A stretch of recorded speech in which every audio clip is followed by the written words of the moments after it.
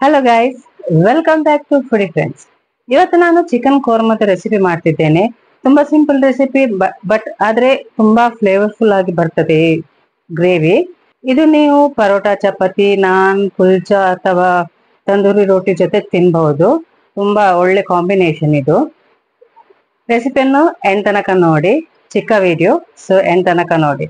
ನನ್ನ ಎಲ್ಲ ವಿಡಿಯೋಸ್ ತುಂಬಾ ಚಿಕ್ಕದೇ ಆಗಿರ್ತದೆ. ತುಂಬಾ ರೇರ್ಲಿ ನಾನು ಲಾಂಗ್ ವಿಡಿಯೋಸ್ ಮಾಡುದು, ಅಂದ್ರೆ 10 to 12 ಮಿನಿಟ್ಸ್ ಹಾಗೆಲ್ಲ ಹೋಗ್ತದೆ ಕೆಲವೊಮ್ಮೆ. ಇಲ್ಲದಿದ್ದರೆ ನನ್ನ ವಿಡಿಯೋಸ್ ಯಾವಾಗಲೂ ಚಿಕ್ಕದಾಗಿರ್ತದೆ. ಸೊ ಪ್ಲೀಸ್ ಅದನ್ನು ನೋಡಿ. ಬನ್ನಿ ರೆಸಿಪಿಯನ್ನು ಸ್ಟಾರ್ಟ್ ಮಾಡುವ.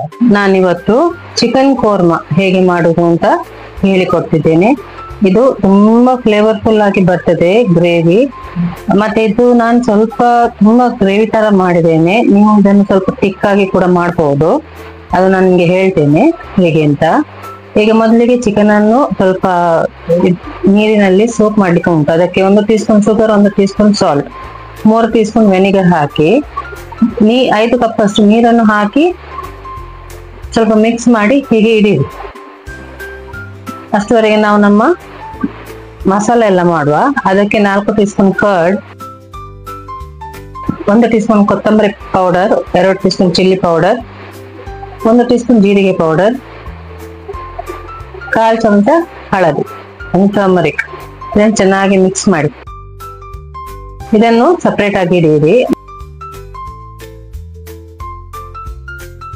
ಒಂದು ಮಿಕ್ಸಿಗೆ ಸ್ವಲ್ಪ ಬ್ರೌನ್ ಆನಿಯನ್, ಮತ್ತೆ 10 ರಿಂದ 15 ಸೋಕ್ಡ್ ಕ್ಯಾಶ್ಯೂಸ್, ಗೇರು ಬೀಜ, 2 ಟೀ ಸ್ಪೂನ್ ಮೊಸರು ಹಾಕಿ ಇದನ್ನು ಗ್ರೈಂಡ್ ಮಾಡಿ ಇಡಿರಿ. ಸ್ಮೂತ್ ಆಗಿ ಗ್ರೈಂಡ್ ಮಾಡಬೇಕು. ಈಗ 3 ಟೀ ಸ್ಪೂನ್ ಎಣ್ಣೆಗೆ ಅರ್ಧ ಟೀ ಸ್ಪೂನ್ ಪೆಪ್ಪರ್, 1 ದೊಡ್ಡ ಇಲಾಯಚಿ, 4 ಚಿಕ್ಕ ಇಲಾಯಚಿ, ಸ್ವಲ್ಪ ಲವಂಗ ಮತ್ತೆ ದಾಲ್ಚಿನ್ನಿ ಹಾಕಿ ಅದು ಫ್ರೈ ಆದ ನಂತರ ಈ ನಾವು ಕರ್ಡ್ ಮಸಾಲ ಮಾಡಿರ್ತೀವಲ್ಲ ಅದನ್ನು ಹಾಕಿ ಚೆನ್ನಾಗಿ ಮಿಕ್ಸ್ ಮಾಡ್ಬೇಕು. ಇದೊಂದು 5 ನಿಮಿಷ ಅಟ್ಲೀಸ್ಟ್ ನೀವು ಫ್ರೈ ಮಾಡ್ಬೇಕು. ಇದನ್ನು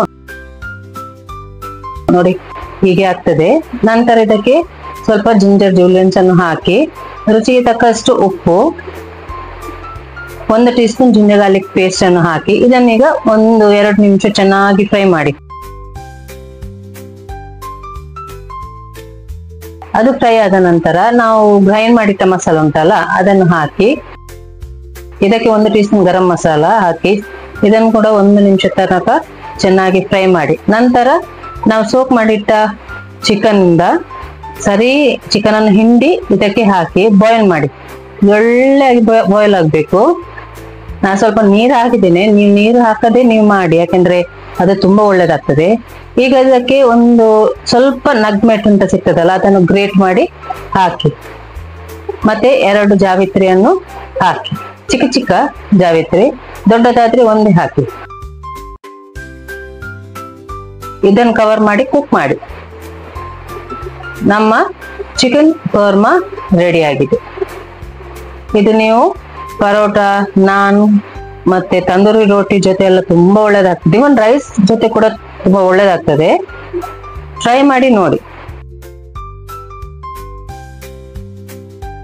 ಈ ರೆಸಿಪಿನ ಎಂಡ್ ತನಕ ನೋಡಿ.